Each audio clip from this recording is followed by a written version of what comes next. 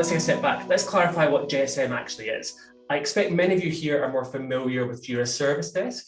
That was like the previous iteration of Jira Service Management.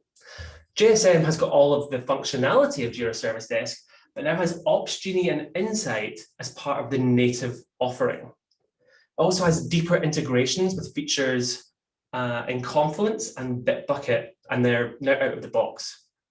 Now, as you're probably aware, Jira Server is on the way out. So we're focusing on the cloud and data center versions. There are some slight differences in the feature sets between the two, but the majority of what we'll show you today in Jira Service Management applies to both. We'll call out any significant changes as we go. So JSM now includes these capabilities. And I understand some of these might be new to some of you, but put simply, Opsgenie is what helps us with incident management. It's about getting the right people to help as quickly as possible. You can define who is responsible for what service and when, and it'll alert them if a Jira incident comes in that affects their related services. And if you're on cloud, you now get Opsgenie alerting capability included in your JSM license. It's still a separate tool, but the integrations are such that you actually access it from within your service desk, and the Opsgenie license is included with your Jira license. For data center, the functionality and integrations are all still there. It's just that the licensing is different.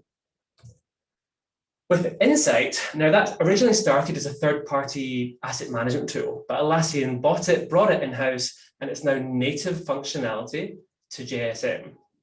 It lets you define objects, they call them, so laptops or applications, services, whatever you like, and their attributes.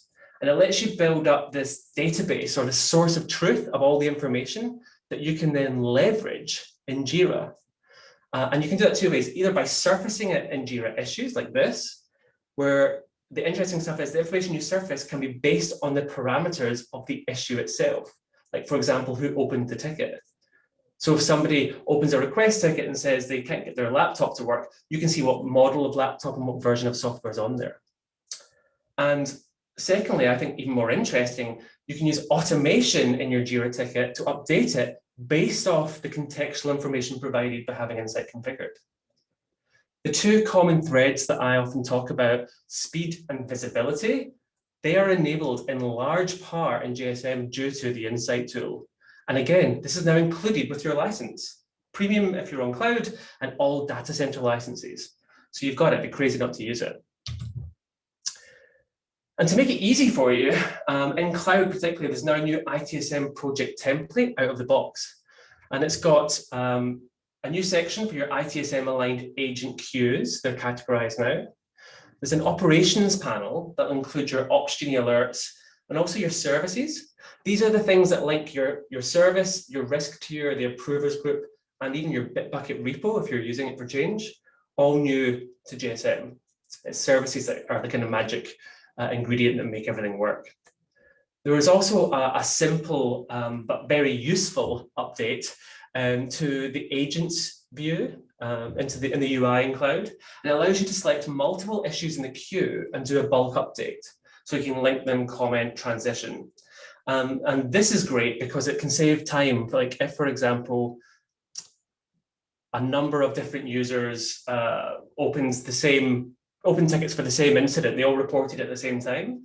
To save you time as an agent doing them all individually, you can bulk comment on them all and say it's under investigation. So those are the main differences between Jira Service Management compared with Jira Service Desk. Basically, you've now got all this new power at your fingertips.